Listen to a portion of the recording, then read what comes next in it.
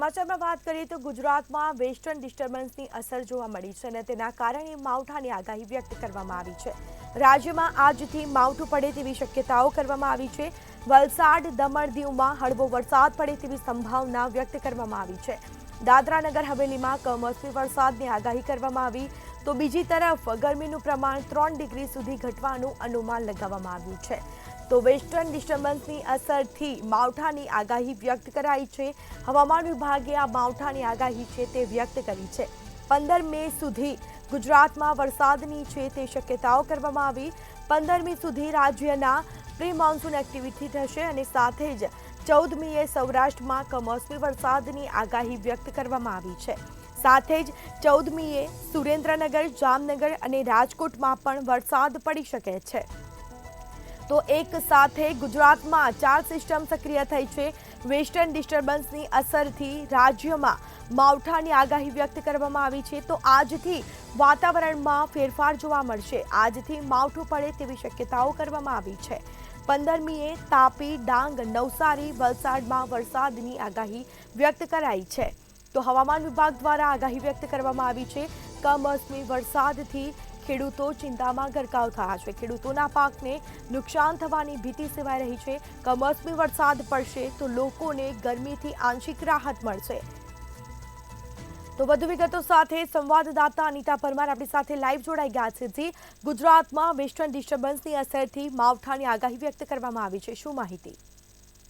સ્મિતા, જો વાત કરવામાં આવે તો ભર ઉનાળે ફરી એકવાર માવઠાની આગાહી કરવામાં આવી છે। ગુજરાતના માથે આ ચોથીથી લઈને 5મી વખત માવઠાનું જે સંકટ છે તે ઘેરાયું છે। વણ નોંધ્યું એવું માવઠું જે છે તે આવવાનું છે। જો વાત કરવામાં આવે તો હવામાન વિભાગ દ્વારા આગાહી કરવામાં આવી છે કે 15 મે સુધીમાં માવઠું થઈ શકે છે।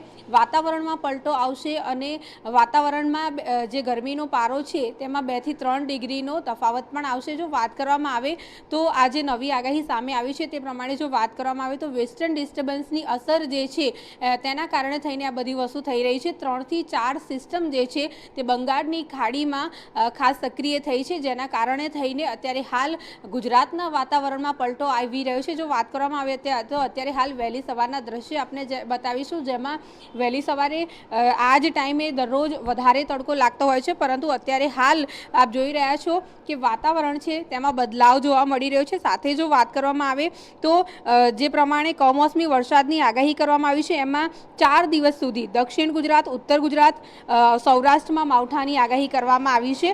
14મી અને 15મીએ માવઠું પડશે તેવી શક્યતાઓ છે। ત્યારે અત્યારે હાલ વાતાવરણમાં ઠંડક લાગી રહી છે। 2 થી 3 દિવસ અગાઉની આપણે વાત કરીએ તો 7 વાગ્યાનો જ્યારે સમયગાળો હોય છે ત્યારે સૂરજ જે છે તે માથા ઉપર આવી ગયો હોય છે અને ગરમીનો જે પારો છે તે 25 ડિગ્રી સુધી પહોંચી જતો હોય છે। ત્યારે અત્યારે હાલ પણ અમદાવાદની આપણે વાત કરીએ તો અમદાવાદમાં પણ ગરમીનો જે પારો છે તે 25 ડિગ્રી સુધી અત્યારે હાલ પહોંચી ગયો છે। જો વાત કરવામાં આવે તો ગુજરાતમાં વેસ્ટર્ન ડિસ્ટર્બન્સની આ અસર જોવા મળી રહી છે, જેમાં આપ જોઈ રહ્યા છો કે અત્યારે હાલ રોડ રસ્તા સુમસાન છે, કારણ કે વહેલી સવારે પણ તડકો અત્યારે હાલ જોવા મળી રહ્યો છે। ગરમીનું જે પ્રમાણ છે તે ઘટશે તેવું પણ હવામાન વિભાગ દ્વારા કહેવામાં આવી રહ્યું છે। આજે આગાહી સામે આવી છે એ આગાહી સૌરાષ્ટ્ર માટે છે, ખાસ સુરેન્દ્રનગર, જામનગર, રાજકોટ માટે પણ કરવામાં આવી છે। તાપી, ડાંગ, નવસારી અને વલસાડ માટે પણ આગાહી છે।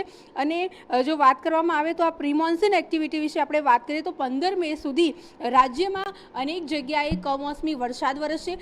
ઓબ્વિયસલી જ્યારે કમોસમી વરસાદ વરસતો હોય છે ત્યારે ખેડૂતો જે છે તે લોકો માટે ચિંતાનો વિષય થતો હોય છે।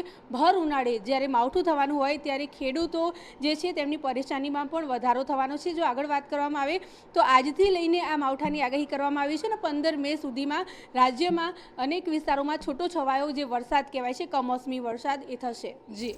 જી, કહી શકાય કે હાલ તો માવઠાની આગાહી વ્યક્ત કરવામાં આવી છે। ભર ઉનાળામાં લોકોને ગરમીથી આંશિક રાહત પણ મળશે, પરંતુ શું 15મી તારીખ પછી કોઈ ગરમીનો પારો ઉચકાવાનો છે કે કેમ તેવી કોઈ આગાહી વ્યક્ત કરવામાં આવી છે?